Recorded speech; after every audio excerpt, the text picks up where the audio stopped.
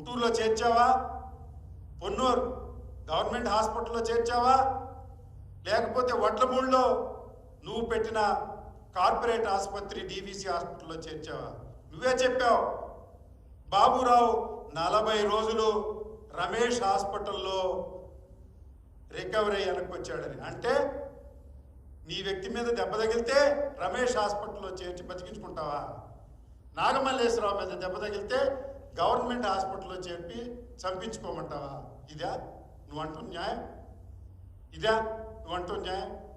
Singayya car కింద పడ్డాడు, Singayya car కింద పడ్డాడు, సింగయ్య కారు కింద పడ్డాడు అని ధూళిపాళ నరేంద్ర నిన్న ప్రెస్ కాన్ఫరెన్స్లో తాడికొండ శ్రావణ్ కుమార్ చెప్పారు.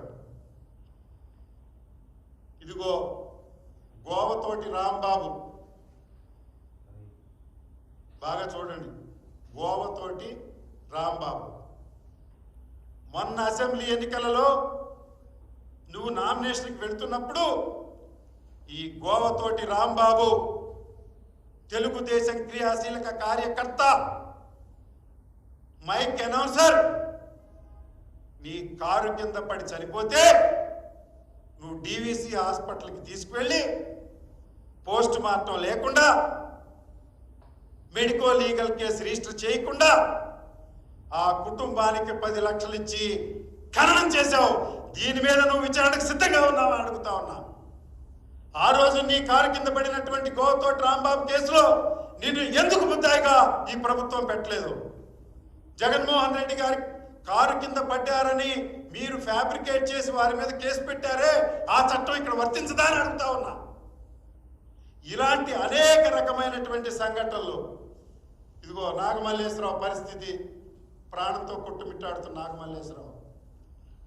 అంతకుముందు మునిపల్లిలో అంజయ్య, ఇది పరిస్థితి. అంతకుముందు మల్లెల జనార్దన్ రావు, మన్నవ గ్రామం. అంతకుముందు నా పక్కన కూర్చున్న అమరేంద్ర 2016లో ఒక దాడి, 3-4 నెలల క్రితం మరొక దాడి. ఇన్ని అత్యాచారాలు నువ్వు ఆల్రెడీ డైరెక్ట్గా మర్డర్ కేసులో ఇన్వాల్వ్ నిడుపురోల్లో. నీ గ్రామంలో ఆల్రెడీ మరణ వాంగ్మూలం ఉంది, దీనిలో నువ్వు సూత్రధారివి. ఇలాంటి పెత్తందారి, పెట్టుబడిదారి, బూర్జువా వ్యవస్థ ప్రతినిధిగా ఉన్నటువంటి ధూళిపాళ నరేంద్రను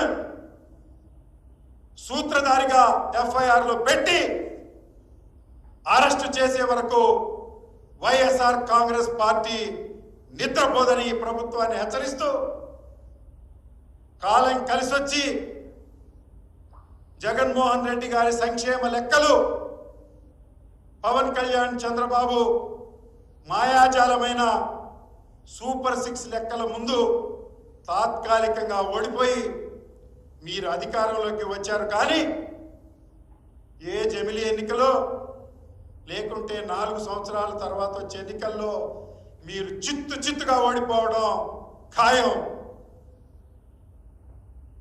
ఈ ప్రభుత్వంలో మీరు ఇవన్నీ కూడా కేసులుగా మార్చుకుంటే జగన్మోహన్ రెడ్డి గారి ప్రభుత్వంలో తిరిగి ప్రతి కేసులు